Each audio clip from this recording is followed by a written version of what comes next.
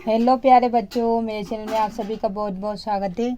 तो बच्चों, इस वीडियो में हम एमपी बोर्ड की कक्षा 7वीं की हिंदी की बुक है जिसका पाठ 10 है, सुभाष चंद्र बोस का पत्र। इसके क्वेश्चन आंसर हम इस वीडियो में सोल्व करेंगे। तो चलिए बच्चों, वीडियो शुरू करते हैं। तो वो बता रहा तो यहाँ हम बनाए, वो तेरे मन से तू बना ले और खा ले। मुँह चलाओ भूल जी। तो यहाँ आते हैं हम अभ्यास पर। बहुत प्रश्न दिए गए हैं। प्रश्न क्रमांक 1 है, निम्नलिखित प्रश्नों के उत्तर दीजिए। तो बच्चों, ये प्रश्न दिए गए हैं तो इसके उत्तर भी हम बता देते हैं, आपको कॉपी में लिखे हुए हैं, और प्रश्न भी हम आपको बता देते हैं। तो बच्चों, पहला प्रश्न है क सुभाष चंद्र बोस को किस जेल से किस जेल के लिए स्थानांतरण का आदेश मिला। यानी कि स्थानांतरण होता है बच्चों एक जेल से दूसरी जगह या एक स्थान से दूसरे स्थान पर ले जाना। तो मतलब सुभाष चंद्र बोस थे, उनको किस जेल से एक जेल से दूसरे देश में ले जाया गया। तो वो बताना है कौन सी जेल में ले जाया गया। तो इसका उत्तर है बच्चों, सुभाष चंद्र बोस को बंगाल की बहरामपुर जेल से वर्षा की मांडले जेल के लिए स्थानांतरण का आदेश दिया गया। यानी कि उन्हें बहरामपुर जेल से उन्हें कहाँ पे ले जाया गया, वर्षा की मांडले जेल में। ठीक है। प्रश्न क्रमांक ख है बच्चों, सुभाष चंद्र बोस ने मांडले जेल को तीर्थ स्थल क्यों कहा है। तो उत्तर है बच्चों, सुभाष चंद्र बोस ने मांडले जेल को तीर्थ स्थल इसलिए कहा है कि यहाँ पर भारत के महान नेता लोकमान्य तिलक ने 6 वर्ष का लंबा कारावास भोगा था। यानी कि जो भारत के नेताजी थे लोकमान्य तिलक, जिन्होंने देश की स्वतंत्रता के लिए लड़ाइयाँ लड़ी हैं, उन्होंने यहाँ पे 6 साल रहे थे वह। ठीक है।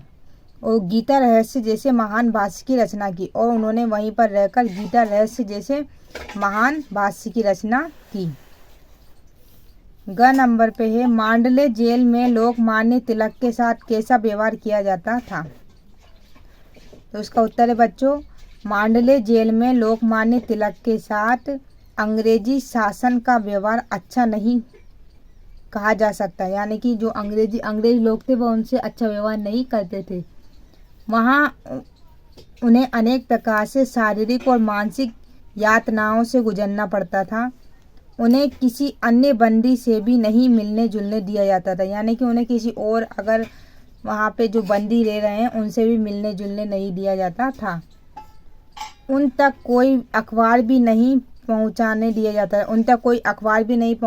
जाता था ताकि उन्हें पता चले कि बाहर क्या हो रहा है।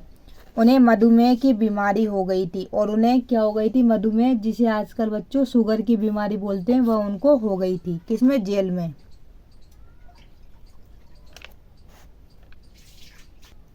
घ नंबर पे है, सुभाष चंद्र बोस के अनुसार अपने आप को बंदी जीवन के अनुकूल बनाने के लिए स्वयं में क्या क्या परिवर्तन लाने पड़े।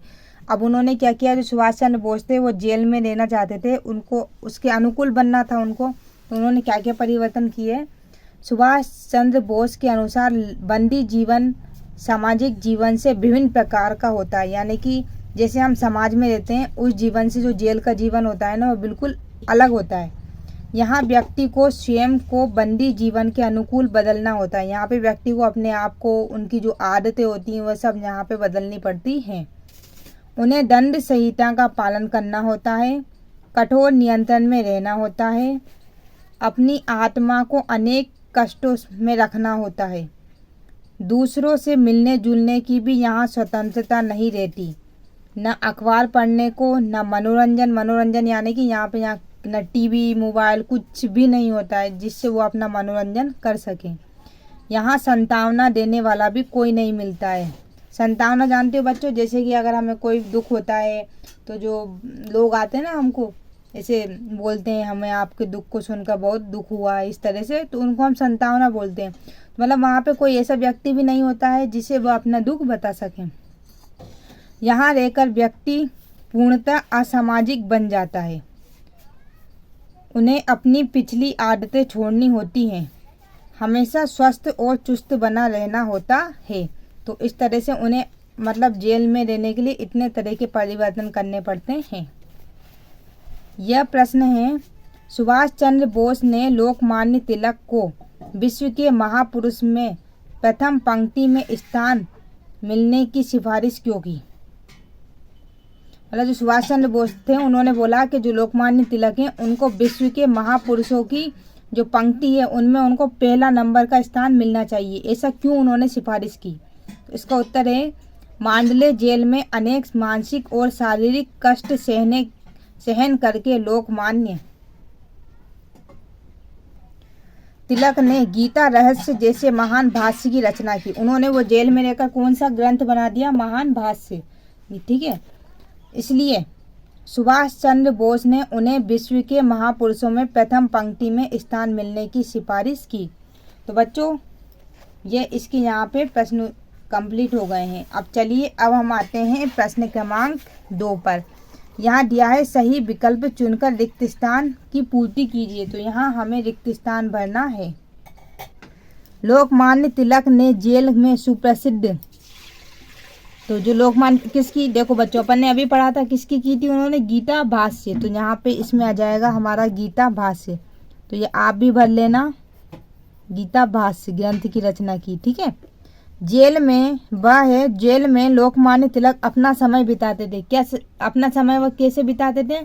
इसमें आ जाएगा बच्चों किताबें पढ़कर। यहाँ आप भर लेना किताबें पढ़ कर। ठीक है, स है सुभाष चंद्र बोस ने अपने पत्र में मांडले जेल को क्या माना? तीर्थ स्थल। क्या माना उन्होंने? तीर्थ स्थल। तो बच्चों यह है भाषा अध्ययन, जो कि मैं इसकी नेक्स्ट वीडियो में अपलोड कर दूंगी।